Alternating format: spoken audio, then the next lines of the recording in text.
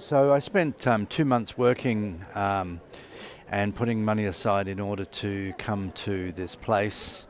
This is I'm in Dubai. This is COP28. This is the United Nations climate talks this year held in a petro-state. And the reason I came here, or one of the main reasons I came here, was to launch Vita Religion. Vita Religion is part of Vita Worldview. So let's talk about Vita Worldview broadly, although specifically I came to launch Vita Religion. Vita Worldview is this idea that, so what's gone on, let me explain this way. What's gone on in this place over the last few weeks is hundreds of delegates have been negotiating the future of life on Earth and humanity with respect to climate and ecological crisis, specifically climate.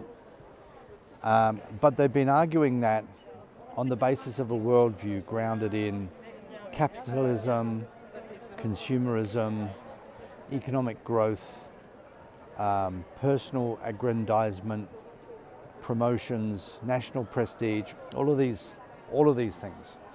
And what Vita Worldview is what the conception of Vita Worldview was that it is possible to have a worldview that is grounded in protecting the ecosystem in the first instance.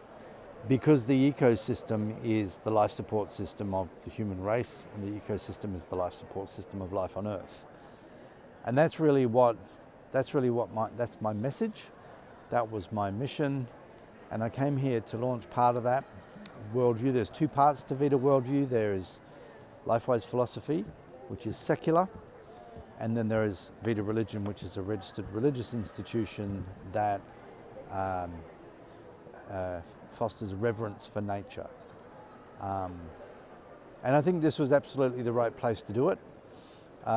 There's a sort of a sense at the moment, the day before it finishes tomorrow supposedly.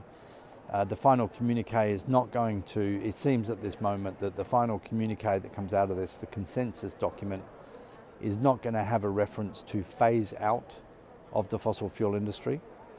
And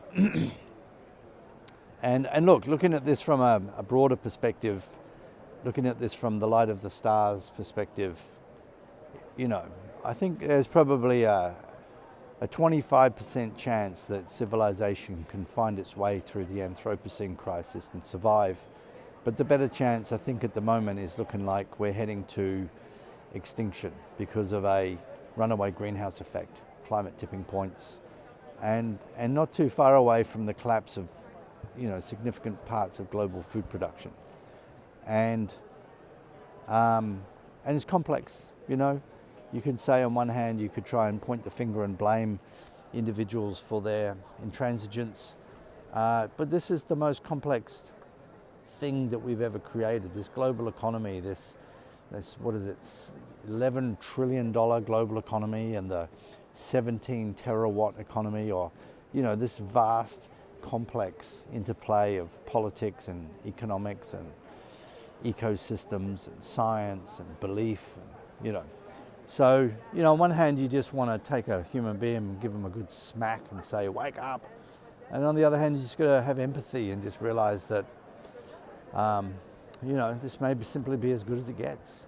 This is maybe the last gasp of being able to rein in the cascade of climate tipping points. And maybe something extraordinary will come out of this over the next few days. Maybe it's just not the text that's important. It's all of the other things that go on.